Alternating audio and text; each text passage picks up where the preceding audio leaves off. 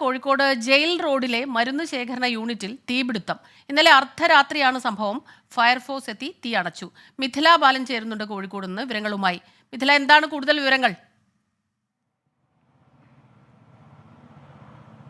സ്മിത, ഇന്നലെ അർദ്ധരാത്രി 12 മണിക്ക് ശേഷമാണ് ഈ ഒരു സംഭവം ഉണ്ടായത്. കോഴിക്കോട് പുതിയറ ജയിൽ റോഡിലെ ഒരു കെട്ടിടത്തിലാണ് മരുന്ന് ശേഖരണ കേന്ദ്രം, അതായത് മരുന്ന് ഗോഡൌൺ ആണിത്. ഈ കെട്ടിടത്തിന്റെ 3ാമത്തെ നിലയിലാണ് തീപിടുത്തം ഉണ്ടായത്. ഫയർഫോഴ്സിന്റെ 2 യൂണിറ്റ് ഒപ്പം തന്നെ കസബ പോലീസും ചേർന്നാണ് തീ അണച്ചത്. നാശനഷ്ടങ്ങളുടെ കണക്ക് എത്രത്തോളം ഉണ്ട് എന്നത് ഇന്ന് രാവിലെ മുതൽ വിലയിരുത്തുകയുള്ളൂ. അതേസമയം തീപിടുത്തത്തിന്റെ കാരണവും വ്യക്തമല്ല. ഇന്നലെ അർദ്ധരാത്രിയാണ് ഈ ഒരു സംഭവം ഉണ്ടായത്. ഏറെ നേരത്തെ ശ്രമത്തിനൊടുവിലാണ് ഈ തീ അണയ്ക്കാൻ കഴിഞ്ഞത്. സ്മിത, മിഥില, അതിനകത്ത് ആളുണ്ടായിരുന്നോ? ആ കാര്യത്തിൽ എന്തെങ്കിലും വ്യക്തതയുണ്ടോ?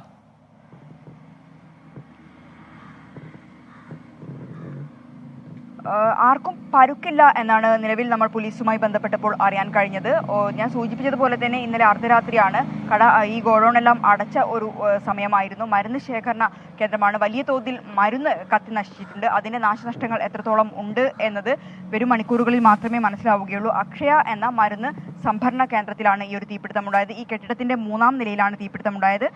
തീ പുക വരുന്നത് കണ്ട് ഉടൻ തന്നെ ഫയർഫോഴ്സിനെ വിവരം അറിയിക്കുകയായിരുന്നു. അങ്ങനെ ഫയർഫോഴ്സും 2 യൂണിറ്റ് ഫയർഫോഴ്സും ഒപ്പം തന്നെ പോലീസും എത്തി ഏറെ നേരത്തെ ശ്രമഫലത്തിനൊടുവിലാണ് തീ അണച്ചത്.